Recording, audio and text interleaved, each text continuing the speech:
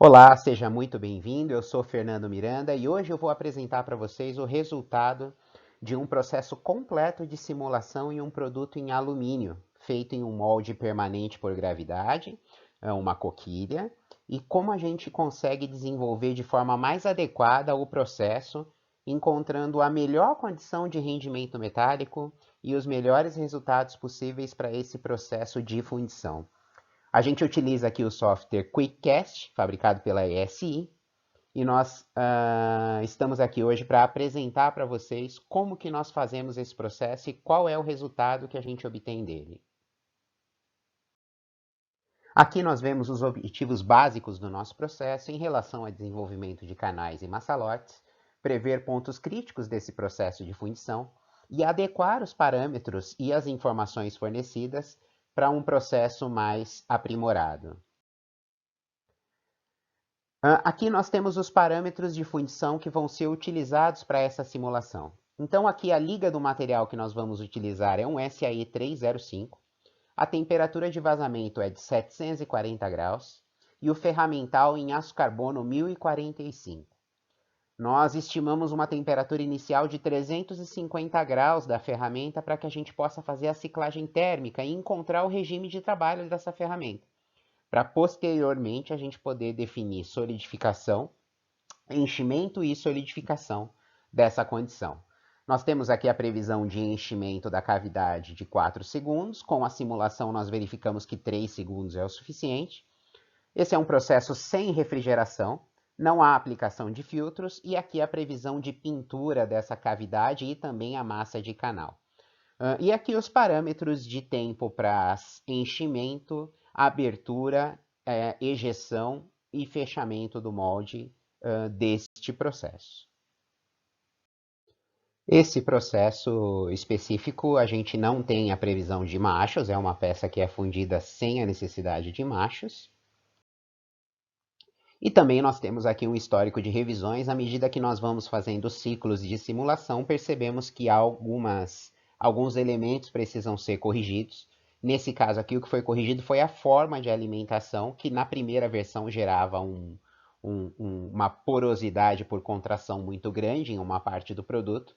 E aí nós percebemos, através da análise do módulo térmico da peça e da solidificação, que nós precisamos fazer uma alimentação diferenciada. E aí está uma das grandes vantagens do processo de simulação.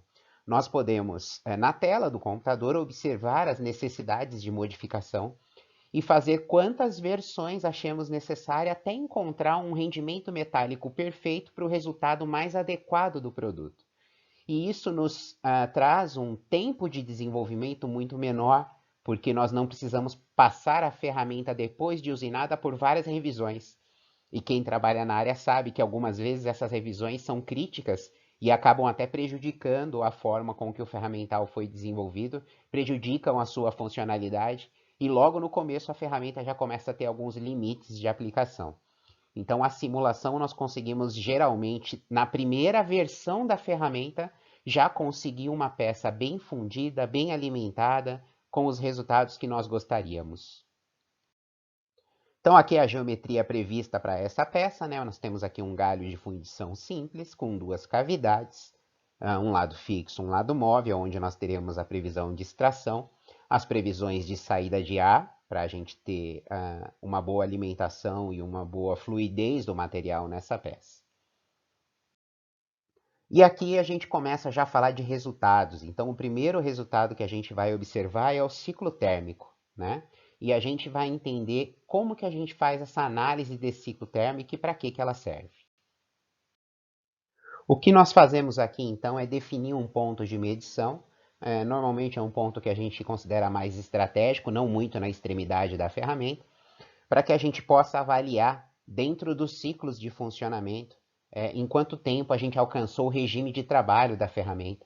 A gente costuma dizer que é o ritmo da ferramenta, quando ela pega o ritmo de fundição. Nesse caso aqui, nós utilizamos 15 ciclos e encontramos ali no último 5 uma estabilidade que você observa aqui nesse gráfico no regime de temperatura da ferramenta. Então, o que a gente observa aqui, né? A abertura do último ciclo, o vazamento do material que você tem a subida rápida da temperatura, a abertura e a extração e uma queda rápida da temperatura.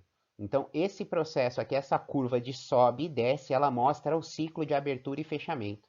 E aqui nós vemos 15 ciclos acontecendo e o regime encontrado aqui nos últimos 5, entre 245 e 320 graus, para esse ponto que foi medido. Claro, a variação de temperatura ocorre de formas diferentes nos pontos da ferramenta. E aí, depois que a gente já está fundindo, a gente pode ir lá e dar uma conferida e ver se as temperaturas batem mais ou menos com o que a gente está prevendo. Mas normalmente bate sim, se tiver bem parametrizada a simulação. Essa aqui é a demonstração do ciclo térmico do lado fixo. E aqui no próximo a gente vê a demonstração do ciclo térmico no lado móvel. Então, um comportamento um pouco diferente, mas também a gente encontra aqui o regime de trabalho nos últimos 5 ciclos dos 15 que foram executados. A partir daí, nós já temos agora o regime de temperatura e a variação de temperatura após 15 ciclos, para que a gente possa simular a solidificação, possa simular o preenchimento e todos os resultados que nós queremos obter dessa simulação. Agora que nós já sabemos como funciona o ciclo térmico da ferramenta, nós podemos pensar no enchimento, como que vai acontecer o processo de enchimento dessa ferramenta. Então, nós vemos aqui, através desse pequeno vídeo, que nós temos aqui um fluxo de descida desse material e alimentação das cavidades. O que é o mais importante de observar nesse estágio? Que a temperatura pastosa do material nunca é atingida, ou seja, essa temperatura é entre 547 e 575 graus. Se isso ocorre, a gente tem aquele famoso problema da junta fria e a falha no preenchimento da ferramenta. Então, se a gente observa esse processo em das versões de simulação, a gente tem que promover uma alteração de alimentação para que a gente mantenha a peça mais aquecida. Então, nesse processo aqui, a gente observa de forma bem adequada o enchimento da ferramenta dentro das temperaturas líquidas do material. O próximo resultado interessante de ser observado é um relatório que nós chamamos de MISRAM, que é uma ferramenta que o software QuickCast oferece para a gente para avaliar de forma visual os pontos frios da ferramenta e aonde não haverá preenchimento adequado do material. Então, nesse exemplo aqui, como a gente viu no slide anterior, o preenchimento está com uma temperatura adequada, então não há risco de junta fria nesse enchimento. Esse risco aparece nessa escala laranja, amarela e vermelha, à medida que você tem um problema maior aqui de resfriamento do material abaixo da temperatura líquida, entrando na fase pastosa, antes do preenchimento completo da cavidade. Aqui nós observamos o aprisionamento de ar, que nós vemos no próximo slide também. Então, o que nós estamos vendo aqui de forma colorida é o ar. Agora é uma outra visão. Nós não estamos vendo líquido, nós estamos vendo o ar preso na cavidade e a pressão que esse ar adquire nas extremidades. Então, para essa ferramenta, está previsto saídas de ar generosas em todas as extremidades do produto, para que a gente tenha uma redução da pressão, e nós observamos que a pressão não ultrapassa 300 PA ou 0,3 kPa em nenhum ponto da ferramenta durante o enchimento, mostrando-se aí de forma bem adequada a ventilação prevista para esse processo. Agora o que nós vamos observar é a fluidez do material na fundição de alumínio, muito importante. Então, nesse vídeo, o que a gente enxerga são dois elementos muito importantes. A gente enxerga os vetores que mostram o direcionamento do fluido dentro da cavidade, para a gente poder observar turbilhonamento. A gente sabe que no alumínio o turbilhonamento ele pode gerar ali um problema de óxido e gerar falhas de fundição na nossa peça. Então a gente observa através desses vetores que o material flui de forma adequada, sem muito turbilhonamento. E a outra coisa muito importante de observar é a velocidade do material. Então nós observamos que tem aquela regrinha, né, do 1 metro por segundo. Então nós temos uma escala aqui de 1,5 metros por segundo, 1 metro por segundo em amarelo, e nós observamos que em nenhum momento o material aparece em amarelo nessa escala. Então a velocidade de enchimento é uma velocidade considerada adequada, que não vai também nos trazer problema para essa cavidade. Olha quanta coisa a gente pode observar de uma simulação, para que a gente tenha aí um processo de qualidade no final do desenvolvimento desse projeto e a gente encontrar aí um processo de fundição que não nos traga nenhum problema e seja um processo rápido e bastante estável. Aqui no próximo momento nós vamos ver a solidificação desse material. É fundamental esse processo para a gente poder entender se a gente vai ter aquela porosidade por contração que tanto traz problema nas nossas fundições de alumínio por aí. Então aqui nós estamos vendo o preenchimento da cavidade com o material todo líquido, aqui vermelho, e ele vai solidificando e ficando cinza. E aqui eu coloquei um corte de 70%, ou seja, quando ele já está 70% solidificado, ele desaparece. Por que eu faço isso? Porque acima desse nível de solidificação, se houver interrupção do processo de solidificação, ou seja, se ficar alguma ilha de solidificação nas extremidades do produto, nós fatalmente teremos ali uma contração e uma porosidade por contração. Então, o que nós queremos observar aqui é se a solidificação é direcional. Como assim? Se ela vai em direção ao canal de alimentação, se ela vai em direção aos maçalotes da peça. E nós percebemos nesse produto que a solidificação vai perfeitamente em direção ao canal, mostrando que nós não teremos dificuldades aqui nesse processo com porosidade por contração. Observe aqui a solidificação vindo em direção ao canal em todas as cavidades da ferramenta. Então aqui provavelmente nós teremos um resultado bastante satisfatório em termos de porosidade.